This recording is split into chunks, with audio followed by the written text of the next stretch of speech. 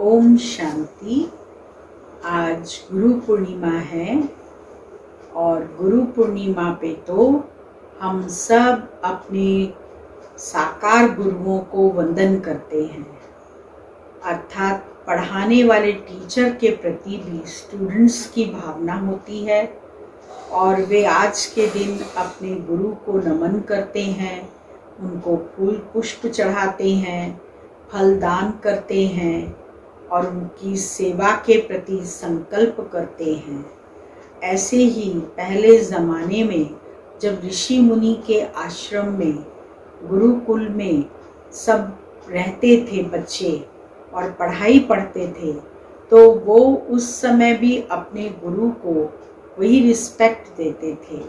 उनकी पत्नी को गुरु माँ के रूप में मानते थे, उनके बच्चों को गुरु भाई बहन के रूप में मानते थे, उनके प्रति भी उनकी श्रद्धा रहती थी।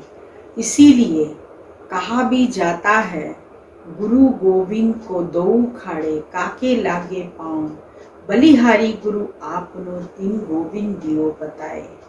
परमात्मा को प्राप्त करना है तो भी गुरु चाहिए, गुरु की आज्ञा चाहिए। और जब हम गुरु के प्रति आकर्षित होते हैं तो गुरु ही हमें भगवान से मिला सकता है। ऐसे ही शिव बाबा जो सतगुरु है, गुरुओं का भी गुरु है, पतियों का भी पति है, वो इस सृष्टि पर जब अवतरित होता है तो साधारण तन प्रजापिता ब्रह्मा का लेता है और उनके तन में आकर उनको भी गुरु की उपाधि देता है, सच्चा सच्चा गुरु। क्योंकि उसके तन में शिव बाबा सतगुरु आकर हम आत्माओं को सबसे पहले ज्ञान सुनाता है, आध्यात्मिक ज्ञान।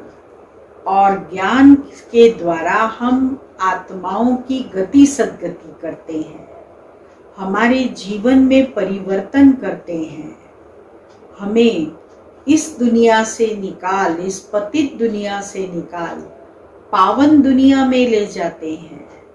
तो ऐसे सतगुरु का हम बार बार नमन करते हैं, हम गुरु के प्रति अपनी श्रद्धा व्यक्त करते हैं, मस्तक झुकाते हैं, क्योंकि ऐसा गुरु हमें कल्प में एक ही दफे मिलता है।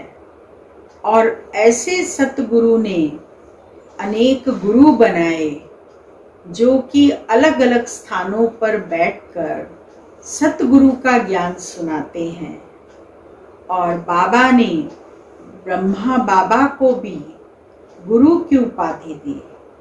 वैसे भी ब्रह्मा बाबा जब भक्ति करते थे तो उसमें रामायण गीता का पाठ होता था, बाबा सुनता भी था और बाबा सुनाता भी था।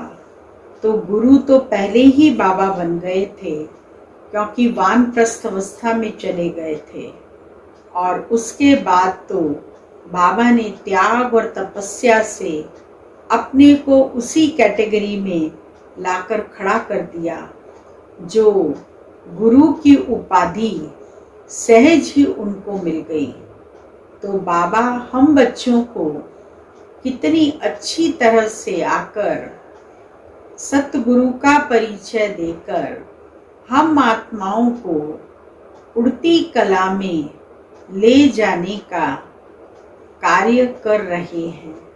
हम सब बाबा के साथ वापस जाएंगे और बाबा के साथ ही भविष्य की दुनिया में वापस आएंगे।